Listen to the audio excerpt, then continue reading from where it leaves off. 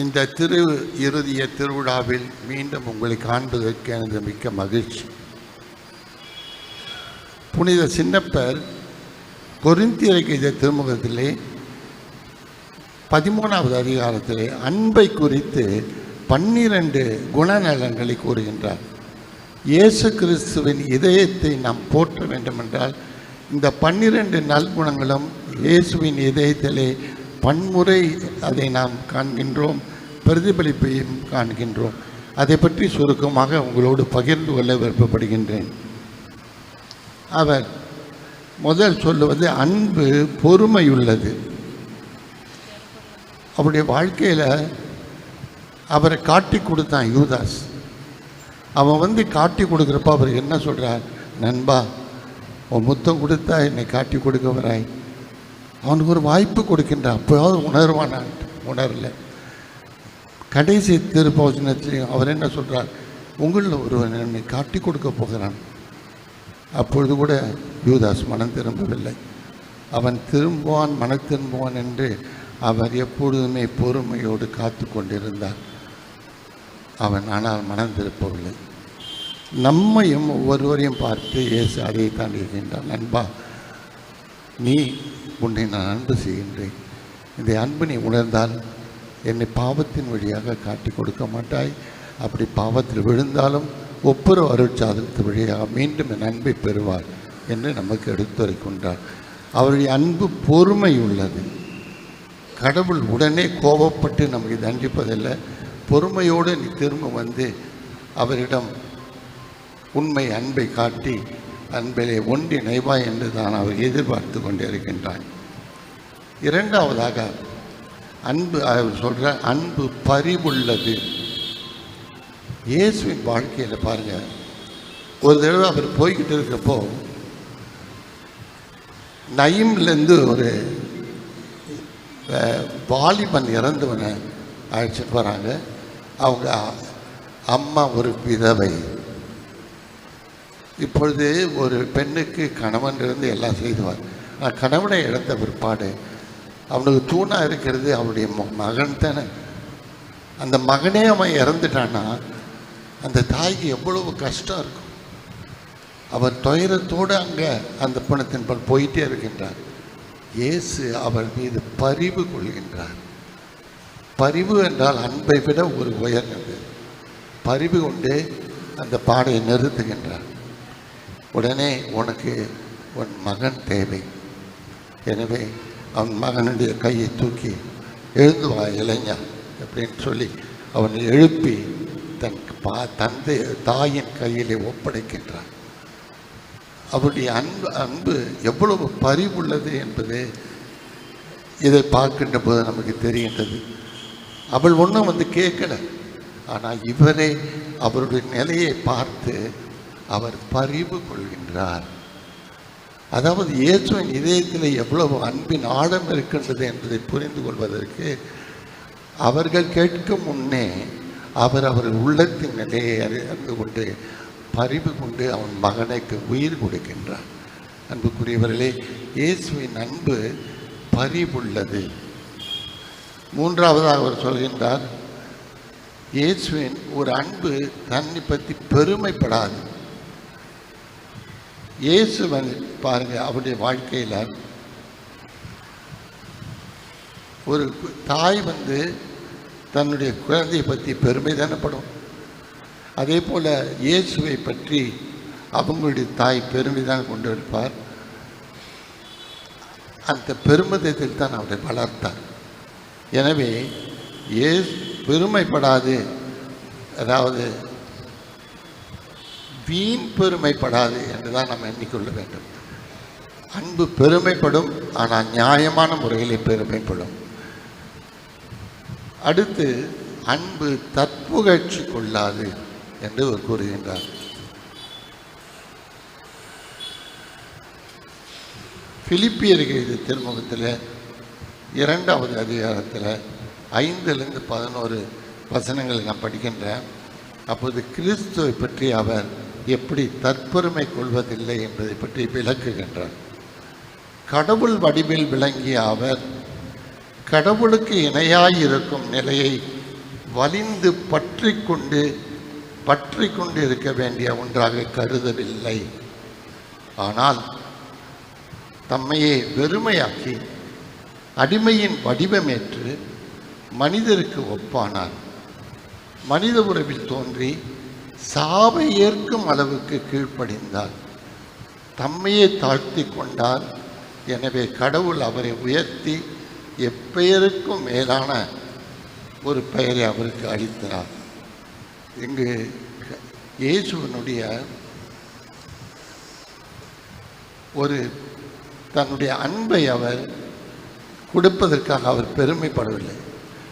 ஒரு தாய் தன் குழந்தையை அன்பு செய்த பெருமைப்படுவாளா? அது அவளுடைய கடமை என்று தான் செய்கின்றார். அவளுக்கு அன்பு அதை உந்தி தள்ளி அன்போடு அதை செய்வதற்கு அது தூண்டுகின்றது. இயேசுடைய வாழ்க்கையை சுருக்கமாக அந்த வசனங்களை பிலிப்பியருக்கு திருமணத்தில் 5வது வசனத்தில் கொண்டு சொல்லுகின்றார். பவுலடிக்கிறார். இயேசு தன் வாழ்க்கையிலே முழுவதுமாக அதை 100% மேல் வாழ்ந்து காட்டியிருக்கின்றார். அன்பு தன்னலத்தை தேடாது. அன்பு என்பது நம்ம வாழ்க்கையில் தமிழ் வார்த்தையில் அன்பு என் மேலே நண்பனுக்குரிய ஒரு அன்பா, அல்லது கணவன் மனைவி கணவனுக்குள்ள ஒரு அன்பா, இல்லது இதையெல்லாம் தாண்டி தன்னை மறந்து மற்றவருக்காக வாழும் அன்பா என்று 3 விதத்திலே ஒரு கேள்வி உண்டு. தமிழ் மொழியிலே அன்பு என்று சொல்கிறாங்க. அது கணவன் மனைவிக்குள்ளே இருந்த காதல் என்று சொல்கிறாங்க. ஆனால் ஒருவன் அந்த ஒரு பெண்ணின் மீது அன்பு கொள்ளாது அந்த உடல் இச்சைக்காக போகின்ற போது அதை காமம் என்று சொல்கின்றார். கிரேக்க மொழியிலே அதே போல 3 வார்த்தைகள் இருக்கின்றன. அதாவது நண்பன் என்ற முறையிலே உலகத்தை எல்லாரும் காட்டுகின்ற அன்பு, அடுத்து தன்னையே பிறருக்கு அளிக்கும் தன்னலமற்ற ஒரு அன்பு, அடுத்ததில் தன்னை அன்பிற்காக முழுவதுமே தியாகம் செய்கின்ற அன்பு, தன் வாழ்க்கையை தியாகம் செய்கின்ற. இயேசு சொல்கிறாரு, ஒருவன் தன் நண்பனுக்காக உயிரை கொடுப்பதை விட மிக சிறந்த செயல் எது செய்ய முடியும்? இயேசு நமக்காக தன் உயிரையே கொடுத்திருக்கிறார். அதுக்கு மேலே அவர் அதுக்கு மேலே என்ன செய்ய முடியும்? அவருடைய அன்பின் ஆழத்தை நாம் புரிந்து கொள்ள வேண்டும். நமக்காக அவர் தன் உயிரையே கொடுத்து நான் உன்னை அன்பு செய்கின்றேன் என்று அவர் விவரிக்கின்றார். அதை நாம் ஏற்றுக்கொள்ள வேண்டும்.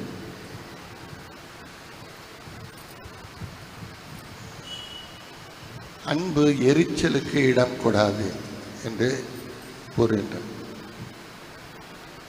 தம் திருத்தூதர்களை உருவாக்க அவர் முயற்சிக்கின்றார். எப்போ பார்த்தாலும் அவங்ககிட்ட என்ன சண்டை, யார் பெரியவன் யார் பெரியவன். அவர் ஒரு சின்ன குழந்தையை தூக்கி வச்சு, இது பாருங்க, இந்த குழந்தை போல் உள்ளே இருக்கணும், இந்த குழந்தை தன்னை பற்றி மற்றவர்களுக்கு அதிகமாக ஆட்சி செய்யணும்னு எதிர்பார்ப்பதில்லை, அந்த குழந்தை உள்ள உங்களுக்கு வேணும் சொல்கிறார். ஒன்றும் அது மாறல. யார் பெரியவன் சண்டை மீண்டும் வரும். முக்கியமாக ஜெபிதையின் தாய் தன் 2 பிள்ளைங்களையும் இடது பக்கத்தையும் வலது பக்கத்தையும் கொடுக்கணும் அப்படின்னு கேட்குறார். இயேசு சொல்கிறார், அது என் இடத்துல என் தந்தை இடத்துல இருக்கின்றது. ஆனால் அவங்க அவ்வளோதான் இயேசு விட்டு கேட்குறாங்களா, அவளுக்கு எப்படிப்பட்ட திமிர் இருக்கணும்னு அவங்க நினச்சிருக்கலாம். ஆனால் இயேசு தனக்கு அன்பு செய்தாலும் கூட அந்த அன்பு எப்படி இருக்க வேண்டும் என்பதையும் அவளுக்கு தெளிவுபடுத்துகின்றார். நான் எல்லாரையும் அன்பு செய்கிறேன், அதுக்காக உங்கள் பிள்ளைங்களே வலது பக்கத்தில் இடது பக்கத்தில் வைக்க முடியாது, என் தந்தை அதை நிறைவு செய்வார். அதனால் நீ உன் அன்பு செய்து வாழ வேண்டியது உனது கடமை என்று தெளிவுபடுத்துகின்றார். அன்பு இழிவானதை செய்யாது. இயேசு சிலுவையில் தொங்கிக் கொண்டிருக்கின்ற பொழுது இந்த யூதர்கள் ஏளனம் செய்தாங்க. இவன் எல்லாம் மற்றவங்களை காப்பாற்றினா இப்போ தன்னையே காப்பாற்றிக்கிட்டுமே, ஏன் காப்பாற்றிக்க முடியல அப்படின்படி ஏளனம் செய்தார்கள். கல்வர்கள் கூட அங்கே இருந்தவர்கள் எல்லாருமே ஏளனம் தான் செய்தார்கள். ஆனால் ஒருவன் மட்டும் மனம் திரும்பி இவ்வளத்தையும் அவர் பார்த்துக்கிட்டு பொறுமையாக, தந்தையே இவர்கள் செய்வது என்னதென்று தெரியாமல் செய்கிறாங்க, அவங்களை மன்னிச்சிடுங்கன்னு அவர்களுக்காக பரிந்து பேசினாங்க பாருங்கள். அது போல் ஒரு அன்பு இருக்குமா உலகத்தில்? குழந்தை தவறு செய்துவிட்டால் சில சமயத்தில் அது ஊர்வமாயிடும் எல்லாரும். ஆனால் தாய் அந்த குழந்தைய பாதுகாக்கத்தான் நினைப்பாள் ஒழிய அதை அடிக்கவோ திட்டவோ அந்த நேரத்தில் எதுவுமே நினைக்க மாட்டான் மற்றவர் முன்னாடி. அதனால் அன்பு எரிச்சலுக்கு இடக்கூடாது. எப்பொழுதுமே அன்பு செய்பவரை அரவணைத்து தான் வாடும். அந்த அரவணைப்பிலிருந்து அன்பு செய்தவரை விலகிவிட விடாது. இயேசு தன் திருத்தூதர்கள் 3 ஆண்டுகள் அவர்களோடு இருந்து வாழ்ந்து தன் வாழ்க்கையை பற்றி அவர் உணரணும்னு புரிஞ்சுக்கிட்டாரு. அவர் திருமணம் செய்யாமல் இருந்து எப்படி ஒரு கடவுளுக்கு தன் வாழ்க்கை முழுமையாக ஒப்படைக்க முடியும் என்பதை அவர்களுக்கு எடுத்து காட்டினார். அவர்கள் திருமணம் செய்தவர்கள் நிறையா இருந்தாங்க. அதனால் அருளப்பர் அவர் திருமணம் செய்யவில்லை. அதனால் அவர் மீது தனியாக அன்பு கொண்டிருந்தார். தன் அன்பு செய்யும் சீடர் என்றே சொன்னார்கள். அன்புக்குரியவர்களே, நம்ம வாழ்க்கையில் கடவுளை உண்மையாகவே அன்பு செய்கிறோம் என்பதுக்கு நம்ம என்ன கடவுள் இடத்துல காட்டியிருக்கோம் பாருங்கள். கடவுள் இயேசு நமக்காக சிலுவையில் இருந்துக்கிட்டு இவங்க தெரியாமல் செய்கிறாங்க, இவங்களை மன்னிச்சிடுங்க மன்னிப்பு கேட்டார். நம்ம வாழ்க்கையில் இயேசுவை பின்பற்ற முடியுன்றதா? மன்னிக்கிறது ரொம்ப கஷ்டமாக இருக்குது. கஷ்டம்தான். ஆனால் மன்னித்தாதான் நீ என்னுடைய மகன் என்று இயேசு சொல்கின்றார். மன்னிப்பதை தவிர ஏதோ ஒரு நாள் கேளுன்னு சில பேர் சொல்லுவாங்க. அர்த்தமில்லாத ஒரு மூடத்தனமான ஒரு பேச்சு. ஒரு கிறிஸ்துவன் ஒருவரை மன்னிக்க முடியவில்லை என்றால் கடவுளும் இறுதியிலே அவனை மன்னிக்கவும் மாட்டான். நீ மன்னிக்க விருப்பமில்லை என்றால் கடவுளும் உன்னை மன்னிக்க மாட்டான். இந்த மன்னிப்பில் கடவுள் அதிகமாக அவர் முக்கியத்துவம் கொடுக்கின்றார். சிலுவையில் இருந்துக்கிட்டு அவர் செய்த நான் தந்தையை இவர்கள் தெரியாமல் செய்கிறாங்க, இவரை மன்னிச்சிடுங்க, அவர்களுக்காக வேண்டுகின்றார். அவளை மன்னித்தான். நான் மன்னிக்க முடியாதுன்னு சொன்னால் இயேசுவிட பெரியவரா? இயேசுவின் அன்பு நீ எல்லாரையும் மன்னிக்க வேணும்ன்ட்டு. குடும்பத்தில் எவ்வளவோ பிரச்சனை இருக்கலாம்.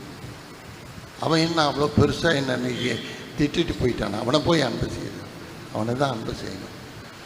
அவர் சிலுவையில் இருந்தப்போ அவரை என்ன மாதிரி ஏளனம் பண்ணி போயிருந்தாங்க. இவன் எல்லாரையும் காப்பாற்றினான், இப்போ அவனை காப்பாற்றிக்கிட்டுமே. அவர் காப்பாற்றிக்க முடியாதுன்னு நினச்சாரான். ஆனால் அவர் தன் உயிரை கொடுக்க வேண்டும் என்று இருந்தார் மக்களுக்காக. எனவே வாழ்க்கையில் இயேசுவின் அன்பு எவ்வளவு ஆழமானது. அன்பு அதுதான் சின்னப்ப சொல்ல, இந்த அவருடைய அன்பின் ஆழத்தையும் நீளத்தையோ அகலத்தையோ நம்மால் கண்டுபிடிக்க முடியாது, அளவிடவும் முடியாது. அவ்வளவு தூரம் இயேசு அன்பு செய்கின்றார். ஆனால் அந்த அன்புக்கு நாம் என்ன செய்கின்றோம் அதை நம்ம யோசித்து பார்க்கணும். ஒரு குழந்தை சிறு வயதில் தன் தாய் எவ்வளோ தூரம் அன்பு செய்கிறான்னு அவளுக்கு தெரியும். ஆனால் அவள் வாழ்க்கையில் வளர்ந்து கொஞ்சம் முதிர்ச்சி அடைந்தப்போ தான் தனக்காக தன் தாய் எவ்வளவு தியாகம் செய்திருக்கின்றார் என்பதை ஒரு குழந்தை உணர்கின்றது. இயேசு கடைசி வரைக்கும் தன் சீடரை அன்பு செய்தார்.